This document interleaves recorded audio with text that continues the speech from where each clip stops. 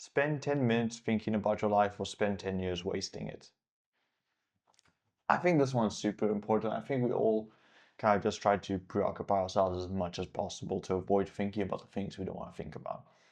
You try to like have as many events going on. You try to have Netflix or YouTube on in the background all the time. You try to constantly be listening to something on Spotify. You occupy so much of your life so you never have to think about it because thinking about your life is scary. It's painful sometimes. But if you don't spend that time thinking about it, you won't be able to pinpoint what's wrong in your life. You won't be able to pinpoint what needs changing. And if you don't ever pinpoint what needs changing, 10 years goes by like this. And then you're someone you can't even recognize. And you look back and you think, man, I just wasted 10 years of my life. What do I do now? So spend a good amount of time every now and then, maybe not every day, but every week, every month, whatever cadence works for you, where you just sit down and you think, I'm happy with what's going on in my life right now. What are the parts of my life that I'm unhappy with, and how can I work towards changing that? How can I work towards having a better life? Because if you don't, those problems pile up and pile up and pile up, and one day you notice them because you can't stop piling up problems, and then it looks like this unsurmountable or insurmountable hill to climb. Spend those 10 minutes just thinking. You don't rise to the levels of your expectations, you fall to the level of your systems. I think the biggest takeaway from James Clear's Atomic Habits was that, and I think it's super intriguing. We all kind of, especially men, we have this idea that we're just going to sharpshooter it. Like as soon as that perfect opportunity comes around, like bam, we're going to hit it on the head because we want it so badly. But in reality, that's not how it works. I think the quote is practice makes perfect, and I think a better rendition of the quote I got from my high school English teacher, where she said, perfect practice makes perfect. And what that means is if you think you're just going to automatically be able to do the thing that you want, you don't. You don't rise to what you want to be. You fall to what you already are. So if you want to be someone who's really good at ping pong, then set up a system where you're constantly practicing, where you're always getting at least 30 minutes in a day or something. And then when that ping pong match comes along that you've been waiting for, you're going to fall to the levels of your systems. You're going to fall to the person who practices ping pong 30 minutes every day. Similarly with setting up your lifestyle. If you think when you move in with your future partner to be, all of a sudden you're going to be clean and organized and tidy, but you were never that when you live by yourself, you're not. You're going to fall back to the systems you had in place, which was being disorganized, was being messy, which is being untidy. So set up those systems now, because when the thing you want comes, you're going to fall back to what you've always been doing. Don't sacrifice the thing you want for the thing you think will get you what you want. The most common place where I see this is where people put money on this unholy pedestal and they think to themselves, you know, if I have money, then I can buy all these things, then I'll be happy. Or if I have money, then I can buy all these things and I can impress these people, then I can have friends, and then I'll be happy. When in reality, the thing you want is happiness and friends. The thing you think you will get you what you want is the money. But in the pursuit of that money, you isolate yourself, you work extra weekends, you try to climb the corporate ladder, and you don't get to socialize, you don't get to have a life, you don't get to have the friends you want, you don't get to have the happiness you want. You could have the friends and happiness right now with what you currently have, but you think that the money is the key to getting what you want. So what you do is you sacrifice the opportunities to get those things you want, to get money, because you think money is the end goal. That's not how it works. That's not how it works. Don't sacrifice the thing you want for the thing you think will get you what you want. That's a way of saying that you, in most cases, you already have everything you need to get the thing you want. But you're blinded by this idea that something else will help you get it. Don't make that mistake. I think some people waste 40 years of their life, 50 years of their life making that mistake. Some people die making that mistake.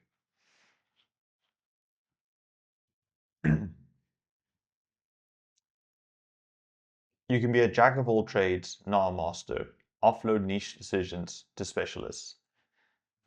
This is obviously one that's a bit of a luxury, but if you have the money and capability to offload things you're not good at to people that are good at them. So an example, if you are bad at dieting and bad at staying healthy, offload your diet and training decisions to a personal trainer. If you are not financially savvy, offload your decisions to a financial advisor. You can't be great at everything. Most people aren't great at one thing.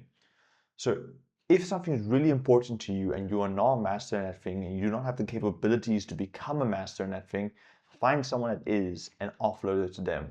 Similarly, with me in this podcast, one day I may hopefully, touch wood, hopefully make enough money that I can hire an editor. I'm not good at artsy stuff. I'm not good at making thumbnails. I'm not good at lighting. I'm not good at set design. I'm not good at any of that. So the second I can afford to offload that to someone else who is good at that, I'll do it. And could I maybe become an expert in this? Who knows what the next 4 or 5 years will have in store for me. But my intuitive inclination is that I am a numbers guy. I'm an analytics guy. I love programming. I love math. I'm not a design guy. I'm not creative. I'm not artsy. So the second I can offload very niche, important things to me to someone who is, I'll do it. Complexity and difficulty are not the same thing. Choose the simple choices and make them easy. I've been hammering this one for so long now. It's been 2 months of me hammering this one in. A marathon isn't a complex thing. It's very simple. Put one foot in front of the other, in front of the other, in front of the other. You do it for 42 Ks. Just because it is simple does not mean it is easy. Running a marathon is extremely difficult. Most people in a lifetime will never run a marathon. But it's a simple thing to do. It's not easy to do. And this applies to many things in life. Being in shape is easy. Oh, I'm sorry. Now I'm making a confliction. Sorry, my bad. Being in shape is simple. Eat healthy, move more. Actually sticking to that is difficult. Most of the time, the right answers in life are the simple choices. And then we make this confusion that because they're simple, they must be easy and therefore it must be wrong because nothing in life comes easy. In reality, the simple choices are often the most difficult to do. Choose a simple thing and find ways of making it easier. Spend the cognitive load that you were going to use on finding a complex answer on making the simple answer easier. It's not the best advice I've ever gotten. 13. If you don't save money when you're poor, you won't save it when you're rich. Don't expect external stimuli to change your habits. This goes back to the you don't rise to the levels of your expectations, you fall to the level of your systems.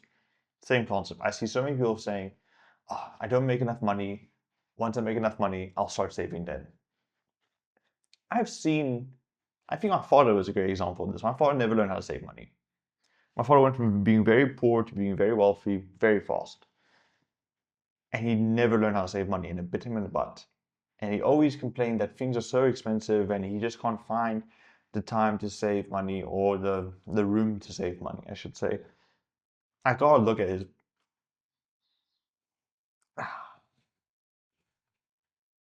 You know, it's staying there. I gotta look at his payslip a little bit before he retired. And the amount of money my father made astonished me. The fact that he couldn't save any of it, which is a testament to the fact that he never learned how to. And it's not because he didn't have enough money, but because he was unwilling to learn how to save money when he had no money. So the moral of the story is learn to save now. Learn to do the correct things now because you won't do it later in life if you don't start doing it now. Okay, let's hope those lights stay up now. For those of you keeping track, we're now on to lesson 14. This is one that hits especially hard lately, but when you hit your mid-20s, you'll probably have less than 100 memories left of your parents. Make the most of them. when people hit the mid-20s, it's fair to assume that their parents are hitting around about their 50s, mid-50s. And let's assume everyone's parents live to see 80, which is more rare than people give it credit for.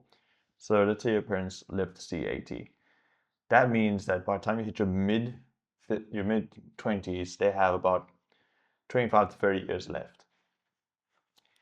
If you see them twice a year, that means you have about 50 to 60 experiences left of them. Let's say you see them 4 times a year. You got about 100 memories of them left, 100 experiences of them left, if you're lucky. And you could say, well, you can make an effort to see them more, blah blah. So you see them 12 times a year. You see them every single month. You have like what, 240 memories of them.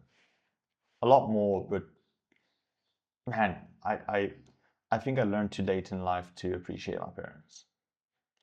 I think it's very difficult to do it when you're still a kid.